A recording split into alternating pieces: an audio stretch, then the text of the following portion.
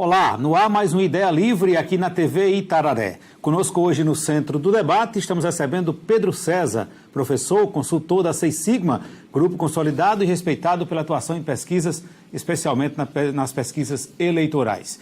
De imediato vamos ao perfil do nosso entrevistado de hoje. Pedro César Coelho tem formação em matemática, é mestre em estatística e doutor em recursos naturais. Professor em diversas faculdades e universidades. Atuou no desenvolvimento de pesquisas conjuntamente com Sebrae e Embrapa. É consultor do Grupo Seis Sigma, onde nos últimos 4 anos coordenou mais de 300 pesquisas e desenvolveu pelo menos 5 metodologias inovadoras associadas à pesquisa, considerado uma das maiores referências nacionais em pesquisa eleitoral. Dividem a bancada comigo o jornalista Paulo Roberto, apresentador do programa Ponto a Ponto, a jornalista Carla Borba, a apresentadora do Tema Jurídico, e o cientista político Fábio Machado. Boa noite, Pedro. Prazer tê-lo aqui. Boa noite, Anchieta. Boa noite, Carla, nosso amigo Fábio e o grande Paulo.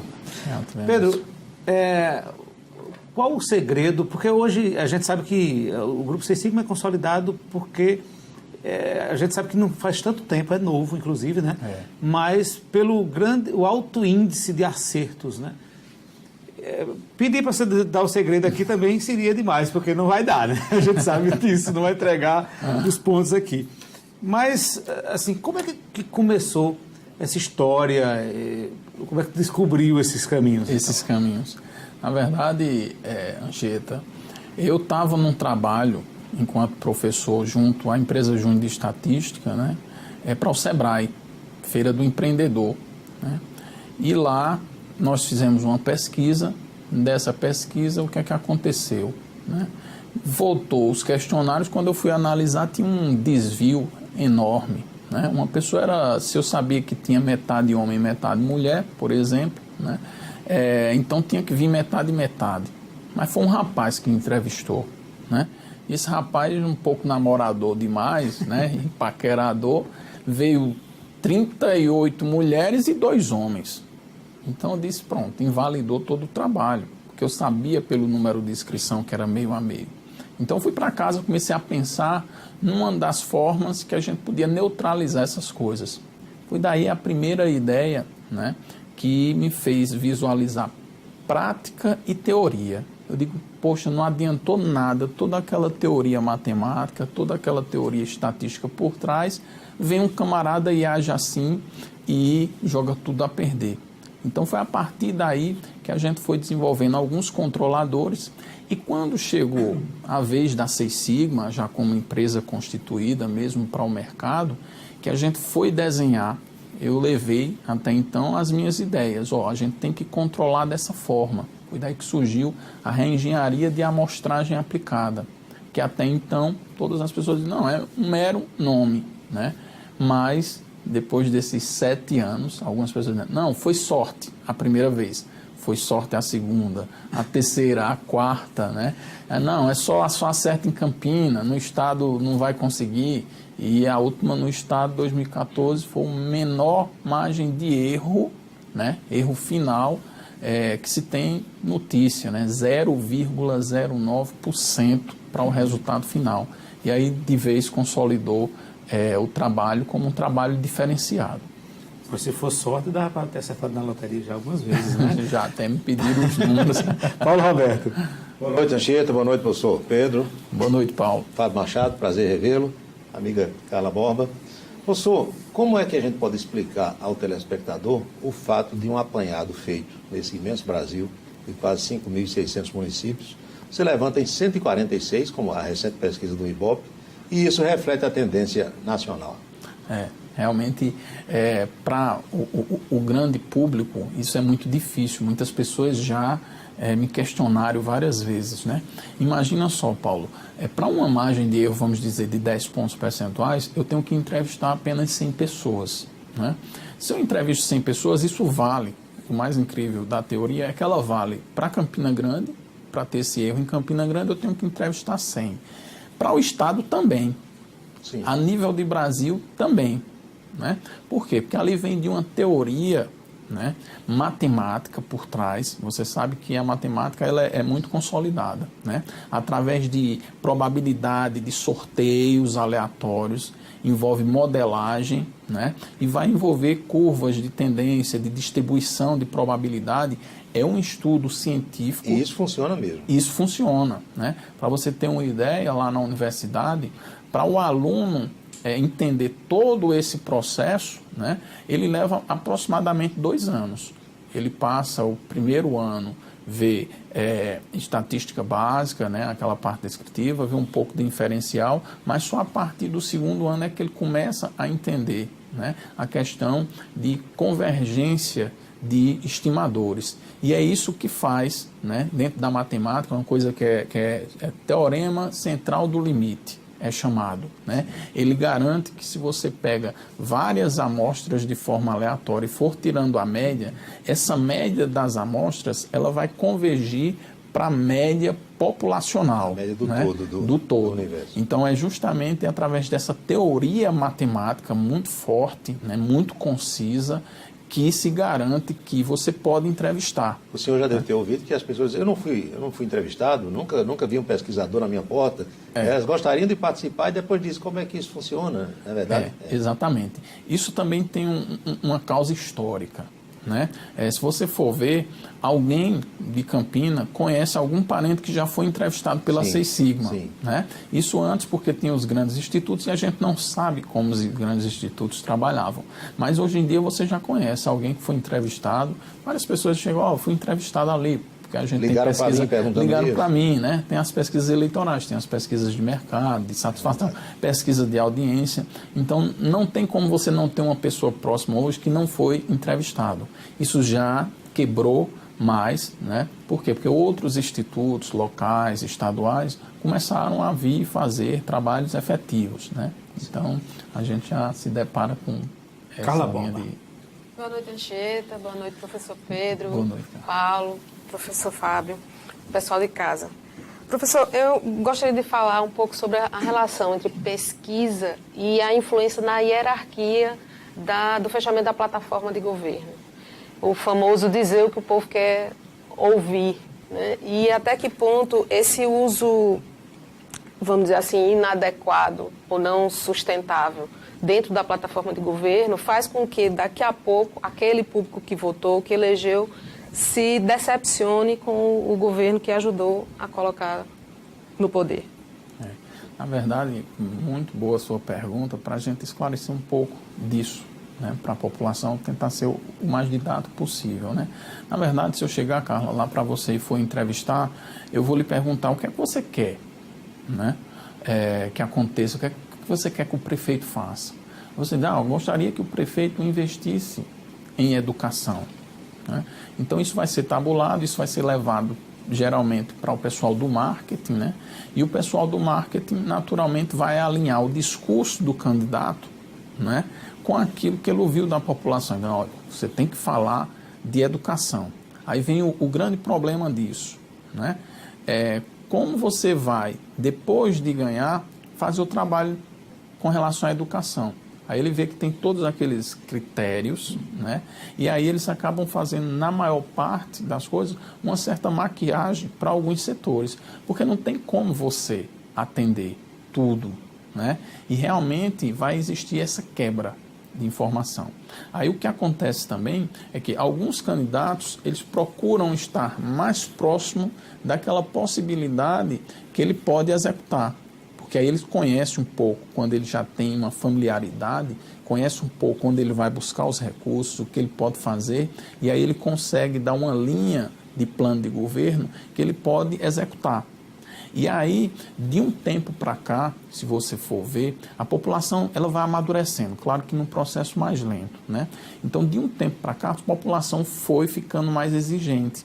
Então, a gente escuta ouvir falar mais assim, de acordo com o meu plano de governo, nós vamos ver, eu já vi pessoas dizendo, vamos ver o que ele prometeu em 2012 para a gente cobrar agora, né? E isso está chamando o político para uma responsabilidade de que ele não pode ser muito utópico nas suas promessas. Ele tem que ouvir a população, mas ele só pode garantir determinadas coisas. Então, ele tem que ser o mais sincero. Porque o que, num primeiro momento, pode ser bom, né, pode causar um desgaste para ele no próprio governo, né, uma distorção do que ele diz para o que ele executa, que a longo prazo, e aí é que vem sua pergunta, que a longo prazo isso é um processo muito danoso, que já está sendo, se você for ver, né? A gente já vê pessoas que pedem empresários dentro desse processo político, né? Um exemplo do nosso amigo Dalton, as pessoas já começam a ventilar. Por quê? Porque são pessoas mais alinhadas do que fala, né, e faz muito próximo daquilo que executa. Então, as pessoas enxergam a capacidade nessas pessoas. Eu acredito até que as cidades que tiver um perfil de candidato como esse, né, pessoas bem-sucedidas em determinadas classes, com a credibilidade e com a sinceridade inseridas, vão ter bons êxitos ao longo desse 2016. Está falando para esse momento político, principalmente? Aqui nós pra estamos isso, vendo uma crise em partido político, políticos tradicionais e tal. Exatamente isso, Anchieta. Eu vou te dar até um dado interessante sobre isso. Eu fiz uma pesquisa numa determinada cidade para um determinado candidato. Ele nunca tinha sido político, mas ele se lançou como pré-candidato. E quando veio, a variável corrupção associada a ele já veio alta. Aí, como é possível? Né? Se ele não foi candidato, ele não teve nenhuma atuação. Justamente porque já está no imaginário da população. Já não é automático. Aí. Já está no E nos seus automático. negócios particulares ele já armava, digamos assim. Provavelmente. A fama. O que se fala. Aquela história, né? Mas aí o E também contexto significa político... também que a população está cobrando mais. o contexto associado. político só o fato de você se inserir dentro desse meio como político, você já está levando a variável corrupção associado, por tabela. Pois é. Tomara que seja a população cobrando mais, né, também, né? Professor Fábio Machado, boa noite. Boa noite, Anchieta, boa noite, jornalista Carla Pova, boa noite, Paulo, boa noite, Pedro César.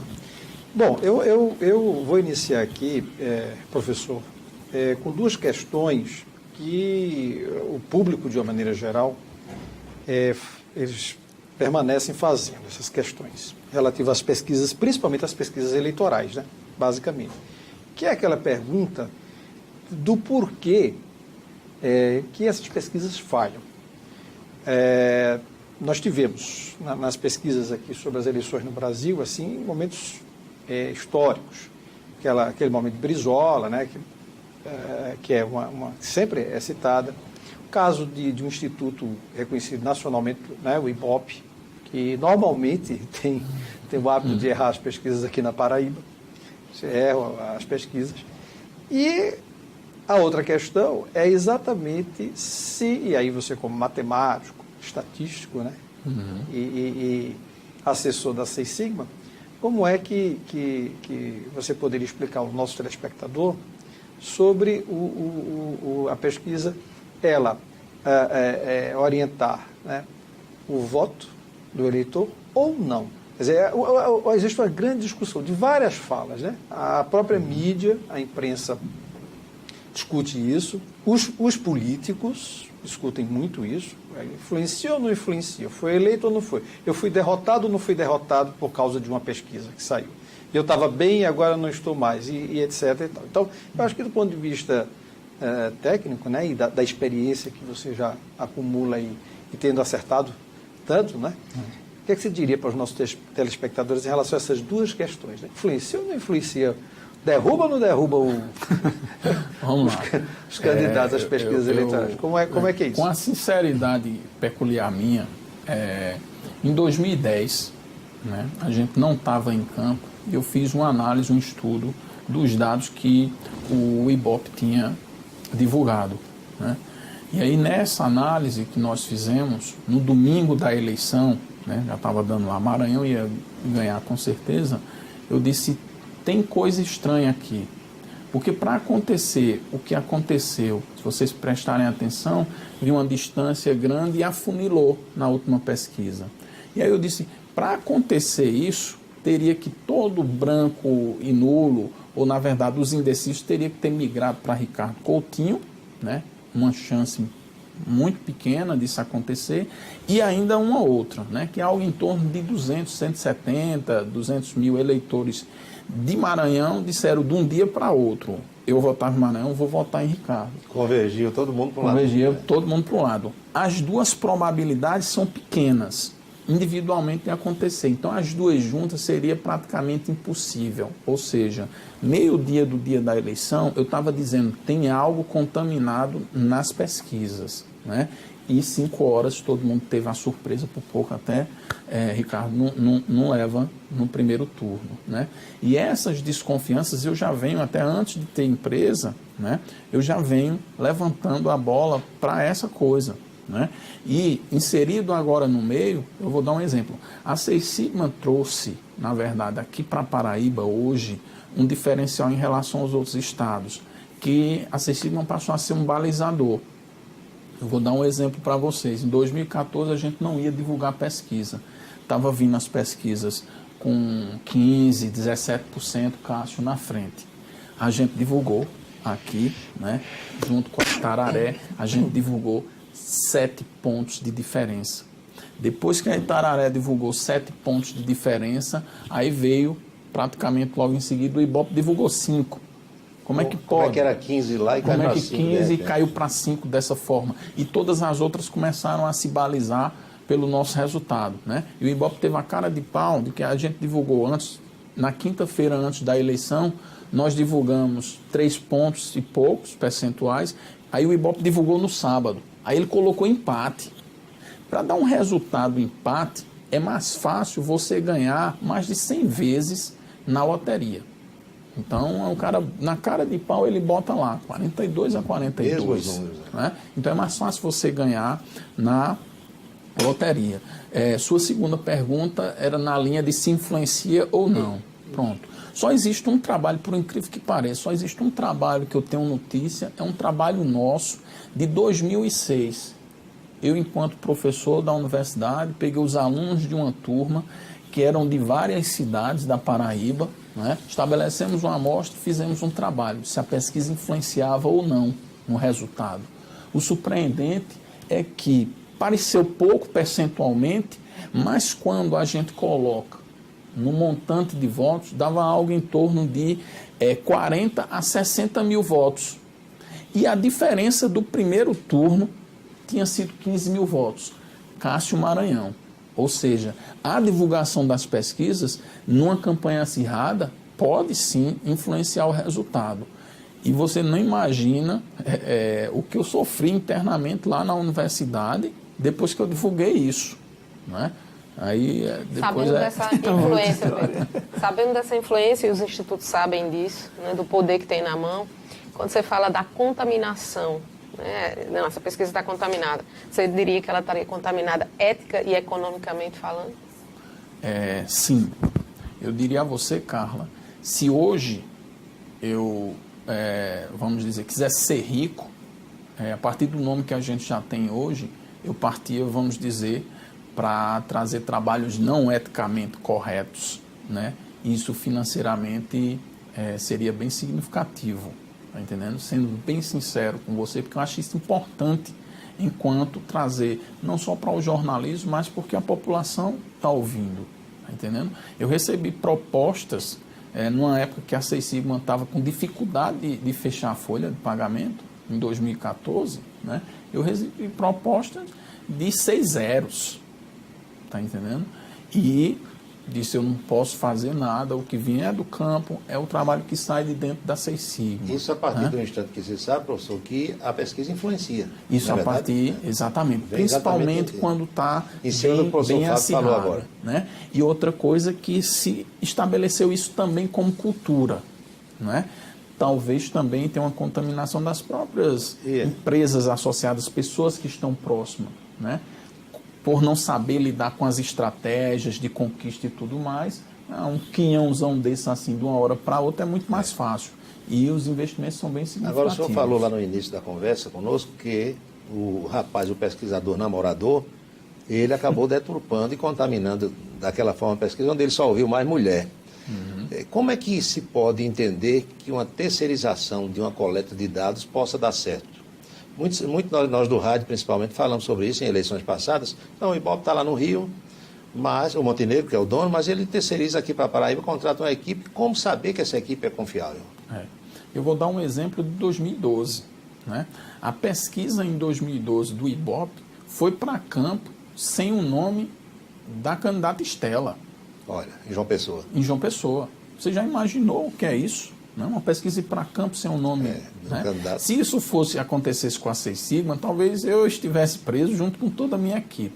Foi com o Ibope, foi com pessoas que têm um poder econômico bem significativo. Não ocorreu nada. Mas não funciona. Terceirização não funciona. A gente controla tudo, desde a roupa do pesquisador. E muitas vezes nós temos que pegar questionários e, por desconfiança, a gente tem que anular. Isso é um padrão Seis Sigma de trabalho que a gente estabeleceu. A gente perde dinheiro, perde tempo, às vezes não entrega no prazo, porque a gente tem esse comprometimento. Percebe que tem alguma coisa ali. Exatamente. E realmente, aí a gente falou de empresas que podem estar contaminadas da parte ética, né? Mas existem empresas que têm uma contaminação que não é nem por maldade. Sim. Né? É porque quando você pega a teoria e tenta levar para a prática, não dá para ser 100%. Então você vai comprometer algumas coisas, alguns pressupostos. Isso eu não abro mão, eu controlo ao máximo. 100% não vai dar, eu controlo ao máximo. Mas muitas empresas não controlam. Tá do jeito que vem, ela computa. Do jeito que vem, tem empresas que dizem assim, se na cidade tem uma feira que abarca várias cidadezinhas, pesquisa lá na feira que você pega a opinião de todo mundo. Né?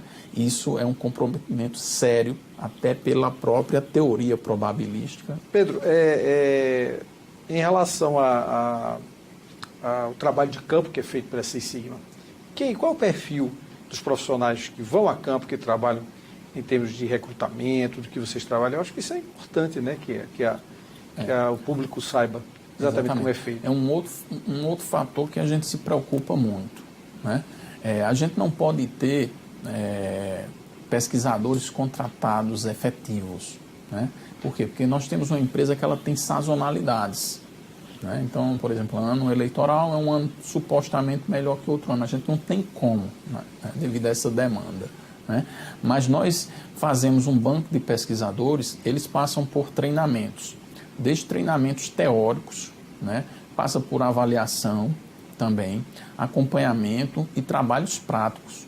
Nós mandamos pesquisas para eles executarem e eles são acompanhados por coordenadores já mais experientes, que fazem parte da equipe. Né? Então a gente acompanha toda a postura de pesquisador. E isso nós temos diversos. Nós vamos ter camarada que usa cabelão, é universitário, nós vamos ter senhoras já que têm filhos. Né?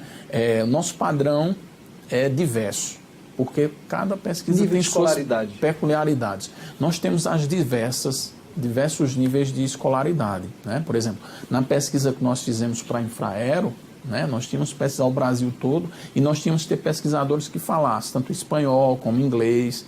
Então, nós temos que fazer esse recrutamento, nós temos que fazer esse treinamento. Então, é um negócio que vai muito amplo. Né? Aí você lida com pesquisas de audiência. A pesquisa eleitoral, na verdade, eu digo que ela é mais fácil. Tá, eu já ia perguntar se ela seria mais complexa. Na verdade, eu costumo dizer assim, Anchieta, na verdade, nós somos referência hoje a nível de Nordeste em pesquisas de mercado. Né? Eu sempre quis trabalhar no mercado e talvez por isso tenha tido todo esse sucesso. Porque quem faz pesquisa de mercado bem, faz eleitoral tranquilo.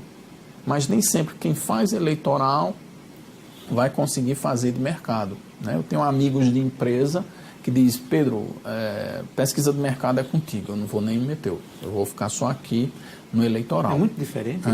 É bem diferente. Anchieta, eu vou dar um exemplo assim, uma pesquisa de audiência de TV. Né? Como é que você vai selecionar a questão dos grupos? Classe A e B. Né? Por exemplo, se eu levar uma pesquisa eleitoral, vai ter sempre qualquer pessoa em casa, lá em determinadas horas, ou eu pego por questão de grupos. e setores, né? Mas numa pesquisa de audiência, como é que eu vou pegar, por exemplo, o professor Fábio, que está o dia todo lá, né? Então, tem que desenvolver uma metodologia que seja necessária e suficiente para pegar o professor, né? Então, muitas vezes, as pesquisas de mercado, elas têm 3 metodologias para cada nível de comportamento, né? Vou dar um exemplo para você das pesquisas de audiência, né? Recentemente, informação até para vocês em primeira mão, nós conseguimos tirar a praça de pesquisa de audiência de rádio do Ibope, a praça lá de Caruaru. Porque como nós fizemos o desenho metodológico novo de aferição, né, eles compararam, então era muito diferente a envergadura e a qualidade do trabalho, né? Fizeram recentemente uma de teste, agora no final de 2000, e recebemos a notícia semana passada que está fechado 2016, 2017, com pesquisa de audiência de rádio, lá na praça de Caruaru. Ô Pedro, você falando em pesquisa de mercado, como um dos produtos do Grupo 6 Sigma, e a gente sabe que existe uma demanda para pesquisas em mercado, para quem quer fazer uma gestão estratégica, né, mais assertiva. E aí eu queria saber de ti o seguinte, esse produto de vocês, ele está ao alcance do micro e pequeno empreendedor, por exemplo? Ele consegue pagar o que vocês cobram por um produto como esse? Carla, eu diria que o custo-benefício é muito significativo, tá entendendo? O investimento numa pesquisa séria, porque se a pesquisa é mal feita, se você receber de graça, ela é cara. Parece que tem gente que gosta de se enganar, né? Ele faz a pesquisa querendo que a pesquisa dê o que ele quer saber, Não, né? teve um caso uma vez que até a gente já comentou lá no rádio, só para ilustrar a conversa, onde o mesmo pesquisador ofereceu-se a 4 candidatos na mesma cidade para fazer pesquisa para os 4. E os 4 contrataram. E na pesquisa, os 4 estavam na frente, cada um sempre tem resultado. E até um chegou, se eu estou na frente lá no meu município, o outro chegou, se eu também estou na frente e tal. Quer dizer, eu não sei se ainda existe isso no mercado, já faz uns 10 anos, mas Paulo, havia gente fazendo isso. Em 2014, só uma parte, venderam o resultado que a gente divulgou aqui na Itararé, venderam para um candidato ao Senado, como sendo dados da pessoa, e quando eu fui negociar, o cara disse, não, mas eu tenho resultados aqui, vê isso aqui. Eu digo, isso é o resultado da Itararé. Então, tu imagina... Daí já é má fé, né? Mas eu digo o seguinte, esse pequeno empreendedor, se ele, ou se pelo menos ele já tem a ideia de que isso é investimento, de que ele precisa disso, seja lá que jeito ele vai dar para conseguir esse valor para investir, mas ele precisa disso para crescer, para continuar no mercado. E quando o Carla fala isso, Pedro, só para ilustrar também, o telespectador entender bem direitinho, isso vale para qualquer produto. O sujeito fabrica calcinha e sutiã, fabrica gravata, fabrica biscoito, bolacha, vale para qualquer produto? Vale para qualquer produto. Nós fizemos, do ano passado para cá, desde pesquisa para abrir loja, livraria, loja de brinquedo, né? Artigos para criança, roupa, né? Tanto para se indústria instalar, que querem se instalar aqui recente. É isso que eu quis saber, tanto para se instalar como para saber se aquele produto é do conhecimento público. Exatamente, né? E aí é bem acessível, Carla. Eu vou dar um exemplo. Uma amiga que tinha uma empresa aqui até bem consolidada no setor de empadas, e eu sempre fui a ela e dizia, olha, vamos fazer um investimento para fazer uma avaliação aqui interna, como que o teu cliente está te vendo. Ela dizia, não, Pedro, eu acabei de investir em mídia. O que ela investia em mídia era tipo assim, 3, 4 vezes o que ela investiria na pesquisa, né? E isso aconteceu 1, 2, 3 anos seguidos. No 4º ano ela me chamou, Pedro, o negócio aqui tá feio, eu queria uma pesquisa. Eu digo, não, agora eu não vou fazer isso com você. Você precisa fazer uma reestruturação. Por quê? Porque ela já tinha perdido, ela foi perdendo os clientes sem perceber. Ela já estava sem fôlego. Ela já estava sem fôlego. E ali não adiantaria, qualquer pesquisa eu estaria até enganando ela. E quando ocorre ela precisaria de uma reestruturação. Então, você mantendo uma pesquisa, na verdade, você consegue visualizar determinados pontos que no seu dia a dia você não consegue perceber, né? E quando ocorre isso, há como chegar para esse cliente e explicar que sua estratégia está totalmente errada, que ele precisa fazer modificações, é preciso jogar aberto quando ocorre isso. Essa é uma característica nossa, Paulo. Eu já cheguei assim para candidatos tanto para candidato como para um produto qualquer. Candidato funciona tudo dentro do pacote, como diria o outro. Eu já cheguei para candidatos e disse, olha, descobri o problema da sua campanha. Qual é? Você. Né? E é uma tônica da Seis Sigma. E eu conheço candidatos hoje, a nível de Paraíba, né, que tem muita gente chegando para ele e dizendo que está tudo bem, já está fácil, e o negócio está contrário. Né? Essa contratação de vocês passa pelo marketing? Como é que é essa relação de vocês com o marketing dos candidatos? É uma relação direta. Né? E a gente tem se dado melhor, confesso aqui a você, com os centros maiores, porque os camaradas querem resultado e eles, por exemplo, ontem eu estava numa reunião em Recife, dentro de uma grande agência, a agência tem Recife, Brasília e Rio de Janeiro, né? E você imagina, né? E aí eles souberam do nosso trabalho, que a gente fazia a pesquisa do São João do Caruaru, a gente já faz há 4 anos, né?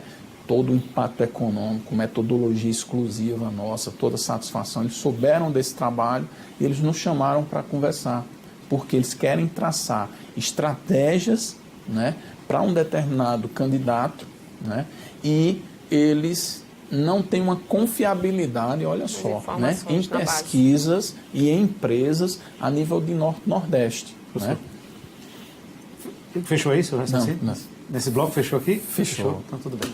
Nós vamos a um intervalo, daqui a pouco a gente retoma essa conversa, hoje aqui no Centro do Debate, com o professor e consultor do Grupo Seis Sigma, Pedro César. Até já.